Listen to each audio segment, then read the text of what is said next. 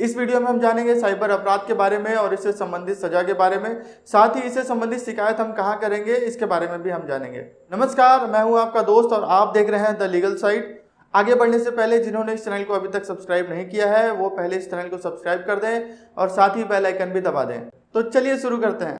Section 67 में आपत्तिजनक सूचनाओं को प्रसारित करने से संबंधित प्रावधान दिए गए हैं। यदि ऐसी सूचनाओं को जिसमें सेक्सुअल कंटेंट हो उसको पंपलेट, बैनर या फिर अखबार या फिर अन्य माध्यमों से उसको प्रसारित करना भी एक अपराध है, जिसके लिए पहली बार अपराध होने पर 3 साल की सजा एवं 5 लाख रुपए तक का जुर्माना तथा दूसरी बार या फिर रिपीटेडली इस अपराध के होने पर 5 साल की सजा एवं 10 लाख का जुर्माना अथवा दोनों से दंडित किया जा सकता है। इसी धारा के पार्ट ए में वयस्कों के सेक्सुअल कंटेंट तथा पार्ट बी में बच्चों के सेक्सुअल कंटेंट से संबंधित सजा के प्रावधान किए गए हैं, जिसे हम इस चार्ट के माध्यम से आसानी से समझेंगे। आप अपनी स्क्रीन पर देख सकते हैं। इसमें सेक्शन 67A में ऐसे किसी भी कंटेंट को, एडल्ट कंटेंट को अपनी प्राइवेसी में रख सकता है और जिन्हें आपत्ति ना हो केवल उन्हें ही शेयर कर सकता है। लेकिन बच्चों के मामले में आप देखेंगे कि अपनी प्राइवेसी में भी ऐसे कंटेंट को ऑनलाइन या ऑफलाइन रखना एक अपराध है और यहाँ तक कि ऑनलाइन सर्फिंग करना, किसी भी ऐसे लिंक पर क्लिक करना या फिर ऐसे कंटेंट को ढूंढना, डाउनलोड करना या फिर एक्सचेंज करना भी अपने आप में एक कंप्लीट ऑफेंस है, जिसके लिए सजा दी जा सकती है। सजा के प्रावधान किए गए हैं और आपको प्रोसिक्यूट किया जा सकता है। अगले पॉइंट में सोशल मीडिया ग्रुप में ऐसे कंटेंट को शेयर करने से संबंधित है। ऐसे में किसी भी सोशल मीडिया ग्रुप में ऐसा किसी भी कंटेंट भेजने पर यदि कोई मेंबर आपत्ति नहीं जताते हैं तो ऐसी दशा में भेजने वाला तथा एडमिन दोनों दोषी नहीं माने जाएंगे। लेकिन अगर किसी को आपत्ति होती है, कोई आपत्ति अपनी दर्ज करता है, तो ऐसे में भेजने वाला दोषी माना जाएगा। अब आपके मन में यह प्रश्न उठ रहा होगा कि एडमिन को दोषी क्यों नहीं माना जाएगा। तो उसके लिए मैं आपको बता दूं कि एडमिन को दोषी इसलिए नहीं माना जा सकता क्योंकि उस ग्रुप में शामिल जितने भी मेंबर हैं उसमें अन्य किसी मेंबर के फ़ोन का कंट्रोल उस एडमिन के पास नहीं है। उस एडमिन के पास केवल उस ग्रुप का कंट्रोल है।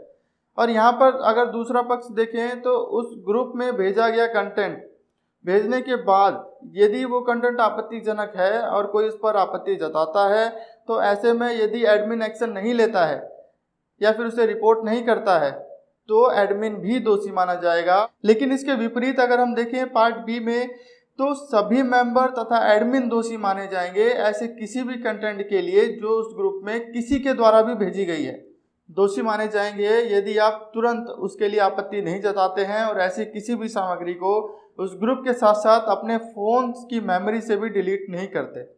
और जहां तक सज़ा की बात है तो इन पार्ट ए तथा पार्ट बी दोनों के लिए सज़ा का एक ही प्रारूप है, जिसमें पहली बार कन्विक्शन के लिए 5 साल की सज़ा एवं 10 लाख का जुर्माना तथा इसी को दोबारा रिपीट करने के लिए 7 साल की सज़ा से लेकर 10 लाख तक का जुर्माना अथवा दोनों से दंडित किया जा सकता है। इसमें ध्यान में रखने वाली बात यह है कि सेक्शन 67 और सेक्शन 67A यदि जन कल्याण के आधार पर केंद्र सरकार की अनुमति द्वारा ऐसा किया जा रहा है, उसको कंटेंट को शेयर किया जा रहा है, तो वह अपराध की श्रेणी में नहीं आएगा।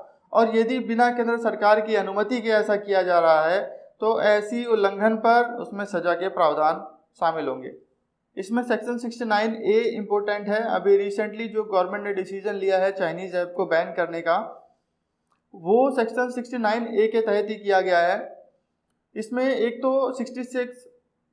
सेक्शन तो 66F जिसमें साइबर आतंकवाद तथा दूसरा 66A। 66A के तहत सरकार ने ऐसे इंटरमीडियरी को जो ऐसे ऐप की सर्विसेज प्रोवाइड करते हैं उनको सीधे डायरेक्शन दी है कि आप ऐसे किसी भी पब्लिक एक्सेस को ब्लॉक करें जो इस ऐप के तहत पब्लिक के डेटा को यूज़ करते हैं या फिर पब्लिक उस ऐप के डेटा को यूज़ करती है। और ऐसे में जिनको डायरेक्शन दिया गया है वो इंटरमीडियरी अगर उसका फॉलो नहीं करते हैं तो उसके लिए उनके खिलाफ भी सज़ा का प्रावधान है, जिसमें 7 साल की सज़ा एवं जुर्माने का प्रावधान अथवा दोनों से दंडित किया जा सकता है। इसके साथ साथ भारतीय दंड संहिता की IPC में साइबर अपराधों से संबंधित प्रावधान दिए गए हैं। इसमें ईमेल के माध्यम से धमकी भरे संदेश भेजना IPC की धारा 499 में आता है। फर्जी इलेक्ट्रॉनिक रिकॉर्ड्स का इस्तेमाल करना IPC की धारा 463 में आता है। फर्जी वेबसाइट का यूज करना या फिर उसके थ्रू किसी को ठगना, ये 420 में आता है। चोरी छुपे किसी के ईमेल पर नज़र रखना या उसकी इंक्वायरी करना सेक्शन 463 में आता है। तथा ईमेल का गलत इस्तेमाल करना आईपीसी की धारा 500 के अंतर्गत आता है। और अब ये जानते हैं कि साइबर क्राइम से संबंधित शिकायत कैसे और कहाँ करें। तो इसके लिए साधारणतया हमारे पास दो ऑप्शन हैं। पहला ये कि अगर किसी इमरजेंसी की कंडीशन में आप सीधे अपने नज़दीकी थाना में, पुलिस स्टेशन में जा सकते हैं। वहाँ पर एक लिखित एप्लीकेशन देकर और आपके साथ जो भी डॉक्यूमेंट्स एट प्रेजेंट अवेलेबल हैं उस एप्लीकेशन के साथ अटैच करके आप पुलिस स्टेशन में दे सकते हैं तथा उनको अपनी परेशानी बता सकते हैं।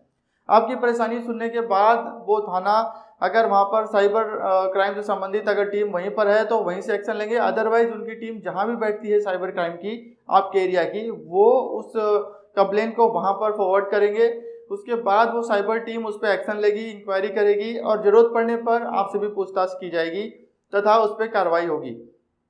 पहला ऑप्शन तो ये है। और दूसरा ऑप्शन ये है कि अगर आप थाने में नहीं जाना चाहते और आपको इतनी ज़्यादा सीरियस कंडीशन नहीं है तो आप घर बैठे ही साइबर क्राइम की वेबसाइट, जो सेंट्रल गवर्नमेंट की वेबसाइट है, उस पर कंप्लेन कर सकते हैं, जहां पर आपको अपना मोबाइल नंबर, अपनी ईमेल आईडी, अपना कॉन्टैक्ट के लिए पता तथा साथ में जो अपराध जिस तरीके से हुआ है आपके साथ उसकी डिटेल तथा आपके पास जो प्रेजेंट में जो भी एविडेंसेस अवेलेबल है, लाइक अगर आईपी एड्रेस है, किसी ईमेल आईडी है या फिर कोई मोबाइल नंबर है जिस पे आपको शक है, तो वो आपको मेंशन करना है और कंप्लेंट डालनी है।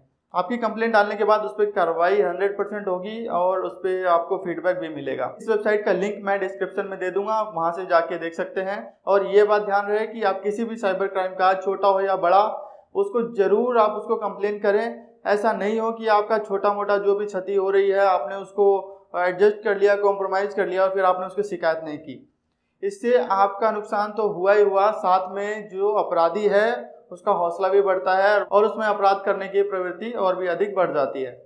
साथ ही यदि हम कंप्लेन करते हैं तो साइबर क्राइम टीम के पास एक डेटा उपलब्ध हो जाता है, उनको उससे पता लगता है कि और क्या किया जा सकता है जिससे इस तरीके के क्राइम को रोका जा सके। उदाहरण के लिए बहुत सारी घटनाएं हैं जिनमें से एक सिम स्वैपिंग की भी है कि आपके सिम को कोई और किसी दूसरी लोकेशन से स्वैप कर लेता है, आपका करंट सिम बंद हो जाता है तथा उसका एक्टिवेट हो जाता है। आप कुछ दिनों तक ट्राई करते हैं, हाथ पांव मारते हैं, लेकिन अगर आपको सिम मिल गई तो ठीक है, अदरवाइज नहीं मिली तो आप दूसरा नंबर ले लेते हैं, दूसरा सिम ले लेते हैं, उसको यूज़ करने लग जाते हैं और उसकी कंप्लेन भी नहीं करते।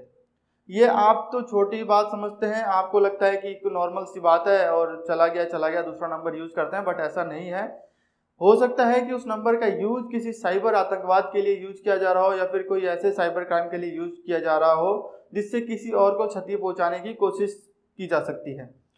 और यदि किसी को क्षति पहुंचती है या फिर अपने देश को कोई क्षति पहुंचती है, ऐसे में जब भी इंक्वायरी होगी तो वहां पर पहले आपसे पूछताछ की जाएगी और आप भी उस शक के घेरे में आएंगे। हालांकि बाद में आप बेशक उससे बरी हो जाएं, लेकिन जब तक ट्रायल चलेगा तब तक आपके लिए समस्या खड़ी हो जाएगी और आपको परेशानी का सामना करना पड़ सकता है।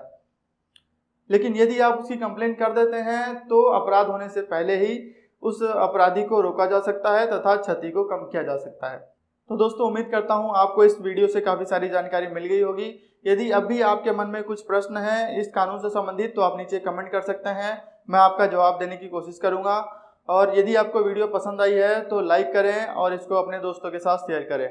Thank you so much.